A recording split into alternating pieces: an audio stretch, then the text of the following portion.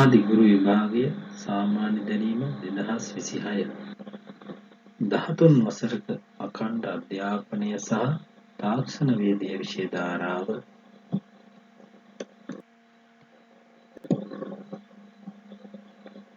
13 වසරක සහතික කරන ලද අධ්‍යාපන වැඩසටහන ආරම්භ කරන ලද වර්ෂය කුමක්ද? 13 වසරක සහතික කරන ලද අධ්‍යාපන වැඩසටහනේ තේමාව දක්වන්න. පිරුණු හැකියාවක්, දිනන හැකියාවක්. වෘත්තීය විෂය ධාරාව හඳුන්වා දීමේ අරමුණ කුමක්ද? අපවස සාපෙළ සමත් අසමත් භාවය නොසලකා සියලු සිසුන්ට උසස් අධ්‍යාපන ප්‍රවේශය ලබා දීම. වෘත්තීය විෂය ධාරාව හැදෑරීමට ශිෂ්‍යයෙකු සතු සුදුසුකම් මොනවාද? අපොස සාපෙළට පෙනී සිටීම. මෙම වැඩසටහනට අදාළව ප්‍රධාන සංරචක සංඛ්‍යාව කොපමණද? 3යි. වැඩසටහන තුළ ප්‍රධාන සංරචක මොනවාද? පොදු විෂය ශාස්ත්‍රය, ව්‍යවහාරික විෂය ශාස්ත්‍රය, ආයතනික වෘත්තීය පුහුණුව. වැඩසටහන යටතේ 12 වන ශ්‍රේණියේදී සිසුන් වෙත පිරිනැමෙන පොදු විෂය ශාස්ත්‍රයට අදාළ විෂය සංඛ්‍යාව කොපමණද? 9යි. වැඩසටහන තුළදී සිසුන් වෙත හඳුන්වා දුන් මුළු ව්‍යවහාරික විෂයන් තෝරාගත හැකි ශාස්ත්‍ර සංඛ්‍යාව කොපමණද? 7යි.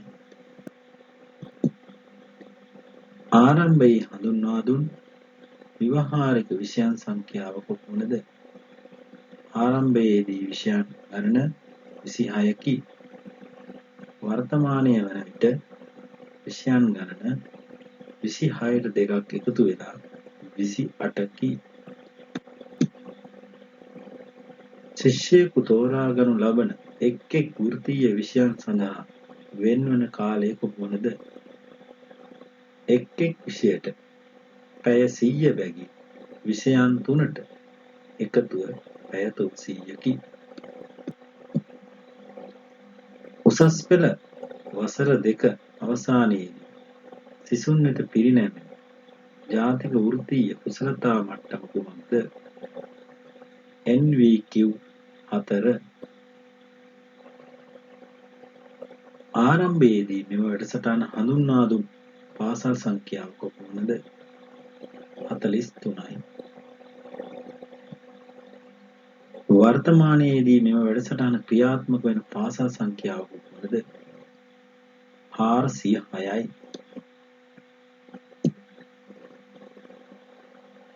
උසස් පෙළ තාක්ෂණ වේදියේ විෂය ධාරාව හඳුන්වා දුන් වර්ෂය කුමක්ද?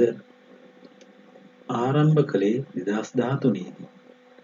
විභාගය පැවැත්වීම 2015දී. හඳුන්වා දුන්නේ වන්දුල ගුණවර්ධන ඇමතිවරයා.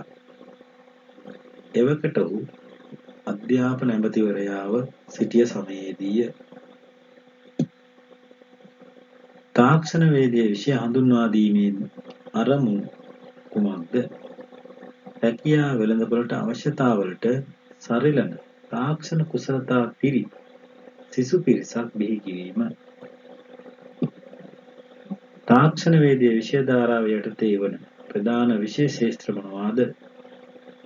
ජෛව පද්ධති තාක්ෂණ වේදිය, ඉංජිනේරු තාක්ෂණ වේදිය. තාක්ෂණ වේදියේ විෂය ධාරාව යටතේ හැදෑරිය යුතු අනිවාර්ය විෂය කුමක්ද? තාක්ෂණ වේදිය සඳහා විද්‍යාව. තාක්ෂණ වේදියේ විෂය ධාරාව යටතේ තෙවන විෂය තෝරා ගැනීමට ඉදිරිපත් කරනු ලබන විෂයන් සංඛ්‍යාව කොපමණද? 11යි. තාක්ෂණ වේදියේ විෂය ධාරාව යටතේ උසස් පෙළ විභාගයේදී ප්‍රායෝගික පරීක්ෂණය පවත්වන්නේ කුමන විෂයක් සඳහා?